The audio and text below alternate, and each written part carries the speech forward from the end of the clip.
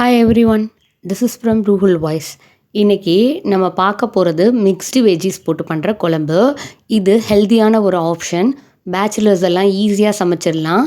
இது கோதுமை ரொட்டி இருக்கட்டும், புரோட்டா இருக்கட்டும், அப்படி இல்லைன்னா வெள்ளை சாதம் இருக்கட்டும், காம்பினேஷன் அல்டிமேட்டாக இருக்கும்.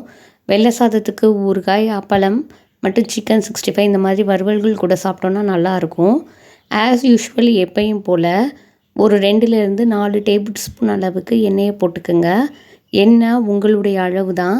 நான் இங்கே கடலெண்ணெய் யூஸ் பண்ணியிருக்கேன். ஸோ கொஞ்சம் சூடானதுக்கப்புறம் 2 பெரிய வெங்காயத்தை மிக்சியில் கொரண்டு அடித்து போட்டிருக்கேன். நம்ம இங்கே மட்டனோ சிக்கனோ யூஸ் பண்ண போகிறதில்ல. ஸோ 1/4 டீஸ்பூனுக்கும் கம்மியான அளவில் பூண்டு, 1/4 டீஸ்பூனுக்கும் கம்மியான அளவில் இஞ்சி பேஸ்ட்டு, இவ்வளோ தாங்க போடணும். நிறையா போட்டுறாதீங்க, நல்லா இருக்காது. ஒரு நார்மலான மீடியம் சைஸ் அப்படின்னாக்கா 2 தக்காளி எடுத்துக்குங்க. ஒரு பச்சை மிளகாவை உடச்சி போட்டுக்குங்க. தக்காளி எப்பயும் நல்லா இருக்கிற மாதிரி போடுங்க. கொஞ்சமும் கருப்பெல்லாம் இல்லாத மாதிரி நறுக்கிடுங்க. அது மட்டும் இல்லாமல் தண்டுக்கிட்ட இருக்கிற கெட்டியான பகுதிகளை எடுத்துகிட்டு நறுக்கி போடுங்க. எப்படி வச்சாலும் இந்த தக்காளி மசிய தான் போகுது. ஸோ அழகாக தான் வெட்டணுங்கிறதெல்லாம் இல்லை. ஆனால் காய்கறிகளை கொஞ்சம் அழகாக வெட்டிக்கிங்க. இதுக்கு ஒரு 1/4 கிலோ அளவுக்கு காய்களை நான் எடுத்திருக்கேன். 2 உருளைக்கிழங்கு, ஒரு கைப்பிடிக்கும் மேலே கேரட், ஒரு கைப்பிடி அளவுக்கு பீன்ஸில் செலினியம்ங்கிற பொருள் நிறையா இருக்குது. அது ஆன்டி கேன்சர் ஏஜென்சி. ஸோ பீன்ஸையும் போட்டுக்கோங்க, மிஸ் பண்ணிடாதீங்க. இந்த குழம்ப வேறு எந்தெந்த காயில் சமைக்கலான்னா, இங்கிலீஷ் காய்கறின்னு சொல்லுவாங்க தெரியுமா, கேரட், பீன்ஸ், பச்சை பட்டாணி, காலிஃப்ளவர், கேபேஜ், இந்த மாதிரி காய்கறிகளை தான் இதில் சேர்க்கணும். மற்ற காய்கறிகள் சேர்த்தோன்னா நல்லா இருக்காது அவ்வளோவா. ஏன்னா காம்பினேஷனுங்கிறது கரெக்டாக இருக்கணும். ஒரு 1/2 டீஸ்பூன் அளவுக்கு உப்பு போடுறோம். இந்த உப்பு எல்லாத்தையுமே இந்த காய்கறிகளே குடிச்சிரும். 3/4 டீஸ்பூன் அளவுக்கு மிளகாத்தூள், 3/4 டீஸ்பூன் அளவுக்கு மல்லித்தூள், 1/4 டீஸ்பூன் அளவுக்கு தான் நான் மஞ்சத்தூள் போட்டிருக்கேன். வீட்டில் அரைச்ச மஞ்சத்தூள் இல்லை, தீந்துருச்சு.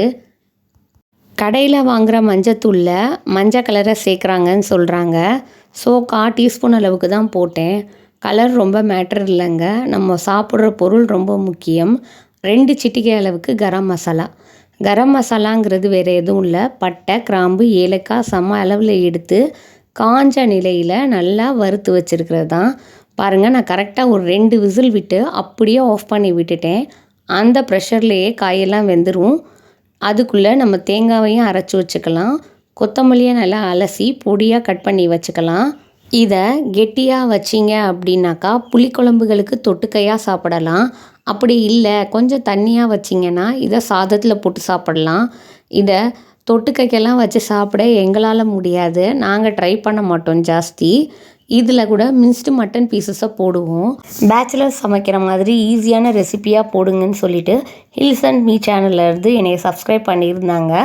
பாருங்கள், நல்லா அலசி வச்ச கொத்தமல்லியை நல்லா பொடியாக நறுக்கி போட்டிருக்கேன்.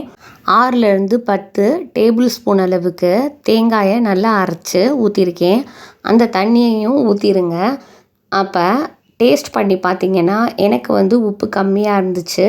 ஏன்னா காயை குடிச்சிக்கும் இல்லையா. எனக்கு காரம் போதுமான அளவில் இருந்துச்சு. உங்களுக்கு காரம் வேணும்னா கொஞ்சம் காரத்தை சேர்த்துக்குங்க. இது போட்டு சாப்பிட்றதுக்கு நல்லாயிருக்கும். இதோட சிக்கன் 65 இருந்துச்சுன்னா இன்னும் நல்லாயிருக்கும். ஊறுகாய் கூடையும் இதோட காம்பினேஷன் நல்லா செட் ஆகும். ஒரு தடவை ட்ரை பண்ணி பாருங்கள். என் சேனலில் போட்டிருக்கிற எள்ளுருண்டை ரெசிபியை பாருங்கள், ரொம்ப யூஸ்ஃபுல்லாக இருக்கும். நன்றி.